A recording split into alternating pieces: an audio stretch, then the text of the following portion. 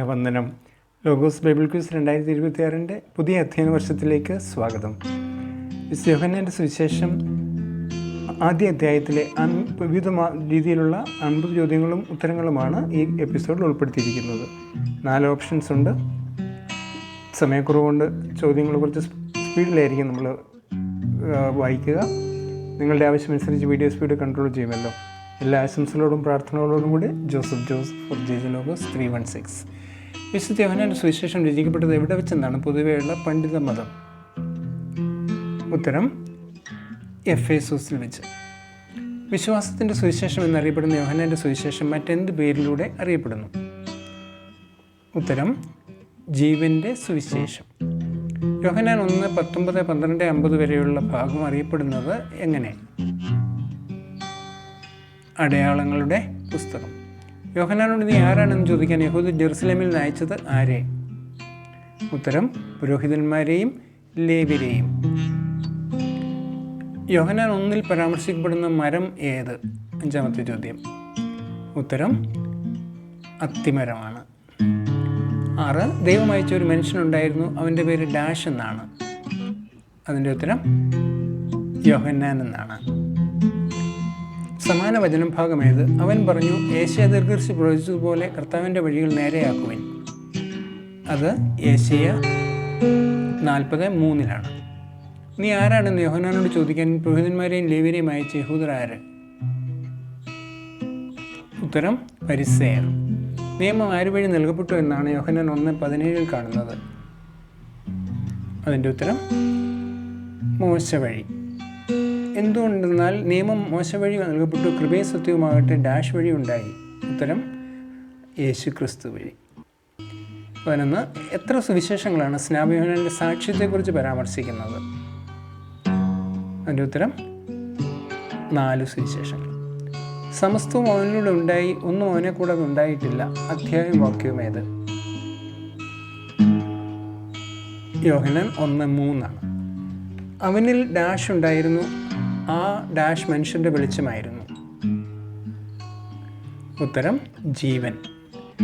ആ വെളിച്ചം ഡാഷ് പ്രകാശിക്കുന്നു, അതിനെ കീഴടക്കാൻ ഇരുളിന് കഴിഞ്ഞില്ല. ആ വെളിച്ചം ഇരുളിൽ പ്രകാശിക്കുന്നു. അവൻ ഡാഷ് ആയിരുന്നില്ല, വെളിച്ചത്തിന് സാക്ഷ്യം നൽകാൻ വന്നവനാണ്. ഉത്തരം അവൻ വെളിച്ചമായിരുന്നില്ല. എല്ലാ മനുഷ്യരെയും പ്രകാശിപ്പിക്കുന്ന യഥാർത്ഥ ഡാഷ് ലോകത്തിലേക്ക് വരുന്നുണ്ടായിരുന്നു. യഥാർത്ഥ വെളിച്ചം. 17 അവൻ ലോകത്തിലായിരുന്നു, ലോകം അവനോട് സൃഷ്ടിക്കപ്പെട്ടു, എങ്കിലും ലോകം ഡാഷ് അവനെ അറിഞ്ഞില്ല. തന്നെ സ്വീകരിച്ചവർക്കെല്ലാം, തൻ്റെ നാമത്തിൽ വിശ്വസിക്കുന്നവർക്കെല്ലാം ഡാഷ് ആകാൻ അവൻ കഴിവ് നൽകി. ഉത്തരം ദൈവമക്കൾ. 19 അവർ ജനിച്ചത് രക്തത്തിൽ നിന്നോ ശാരീരിക അഭിലാഷത്തിൽ നിന്നോ പുരുഷൻ്റെ ഇച്ഛയിൽ നിന്നോ അല്ല, ഡാഷിൽ നിന്നത്രേ. അവനെന്ന് വായിക്കണേ, ദൈവത്തിൽ നിന്ന്. 20 ആദിയിൽ ഡാഷ് ഉണ്ടായിരുന്നു, ഡാഷ് ദൈവത്തോടുകൂടെ ആയിരുന്നു, ഡാഷ് ദൈവമായിരുന്നു. ഉത്തരം വചനം. 21 അവനിൽ ജീവൻ ഉണ്ടായിരുന്നു, ആ ജീവൻ ഡാഷ്.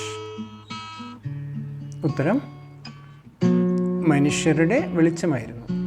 യോഹന്നാൻ അവന് സാക്ഷി നൽകിക്കൊണ്ട് വിളിച്ചു പറഞ്ഞു, ഇവനെപ്പറ്റിയാണ് ഞാൻ പറഞ്ഞത്, എൻ്റെ പിന്നാലെ വരുന്നവൻ എന്നേക്കാൾ വലിയവനാണ്, കാരണം ഉത്തരം എനിക്ക് മുമ്പ് തന്നെ അവനുണ്ടായിരുന്നു.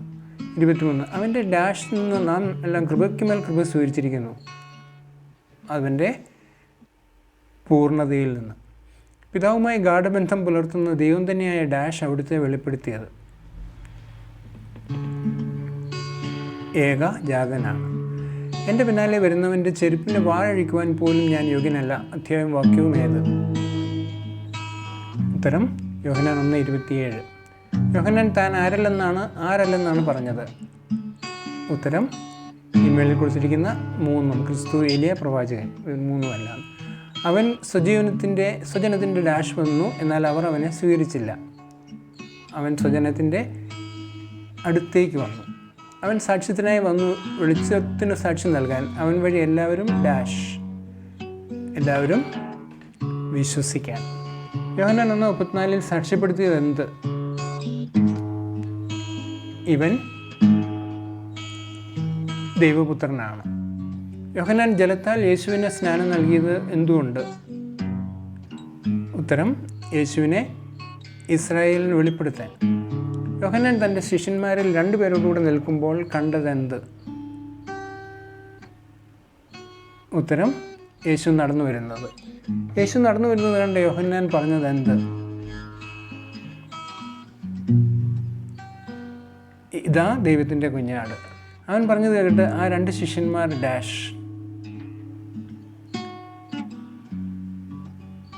യേശുവിനെ അനുഗമിച്ചു. യേശു തിരിഞ്ഞ് അവർ തൻ്റെ പിന്നാലെ വരുന്നത് കണ്ടപ്പോൾ ചോദിച്ചു. എന്താണ് ചോദിച്ചത്? നിങ്ങൾ എന്തന്വേഷിക്കുന്നു? അവർ ചോദിച്ചു, റബി, അങ്ങ് അങ്ങ് എവിടെയാണ് വസിക്കുന്നത്? 36 യോഹന്നാൻ 1:39 യേശു പറഞ്ഞത് എന്ത്? ഉത്തരം വന്നു കാണുക. 37 യോഹന്നാൻ പറഞ്ഞത് കേട്ട് അവനെ അനുഗമിച്ച 2 പേരിൽ ഒരുവൻ ആര്? ഉത്തരം സി, അന്ത്രയോസ്. 38 അഭിഷിക്തൻ എന്നർത്ഥം വരുന്ന ഹീബ്രു വാക്ക് ഏത്? ഉത്തരം മിശിഹ. യോഹന്നാൻ 1:43 യേശു പോകാൻ ഒരുങ്ങിയ സ്ഥലം ഏത്? ഉത്തരം ഗലീലിയ. അപ്പോൾ യോഹന്നാൻ 1-ാം അധ്യായത്തിൽ എന്നെ അനുഗമിക്കുക എന്ന് യേശു പറയുന്ന ആരോട്? ഉത്തരം ഫിലിപ്പോസിനോട്. 41 ഫിലിപ്പോസ് എവിടെ നിന്നുള്ളവനായിരുന്നു? അതിൻ്റെ ഉത്തരം ഓപ്ഷൻ ബി ആണ്, ബേത്സയിദ. 42 ഫിലിപ്പോസ് നഥാനിയേലിനെ കണ്ടപ്പോൾ എന്തു പറഞ്ഞു? അതിൻ്റെ ഓപ്ഷനും ബി ആണ്, മോശയുടെ നിയമത്തിലെ കാര്യങ്ങൾ പറഞ്ഞു. നഥാനിയേൽ ഫിലിപ്പോസിൻ്റെ വാക്കുകളോട് പ്രതികരിച്ച് ചോദിച്ചത് എന്ത്?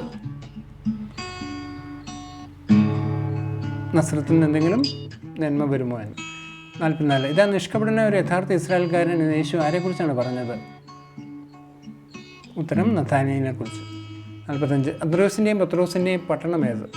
അവർ സഹോദരന്മാരായിരുന്നല്ലോ, അവരുടെ പട്ടണം ഏതെന്നാണ് ചോദിക്കുന്നത്. ഉത്തരം ഓപ്ഷൻ ബി ആണ്, ബേത്സയിദ. 46 എന്നാൽ ഇതിനേക്കാൾ വലിയ കാര്യങ്ങൾ നീ കാണും. ആരുടെ വാക്കുകളാണിവ? ഉത്തരം യേശുവിൻ്റെ. വചനം മാംസമായി നമ്മുടെ ഇടയിൽ വസിച്ചു, അവൻ്റെ മഹത്വം നമ്മൾ ദർശിച്ചു. കൃപയും സത്യവും നിറഞ്ഞതും പിതാവിൻ്റെ ഏകജാതനുമായ മഹത്വം. അധ്യായവും വാക്യവും പറയുക. 1:14 യോഹന്നാൻ 1:51 നിങ്ങൾ കാണുമെന്ന് യേശു പറയുന്നതിൽ പെടാത്തത് ഏത്? ദൈവദൂതന്മാർ ഇറങ്ങി വരുന്നു എന്നുള്ളതിനകത്തില്ല. 49 ഇതിനേക്കാൾ വലിയ കാര്യങ്ങൾ നീ കാണുമെന്ന് യേശു പറഞ്ഞത് ആരോട്? ഉത്തരം നഥാനിയേലിനോട്.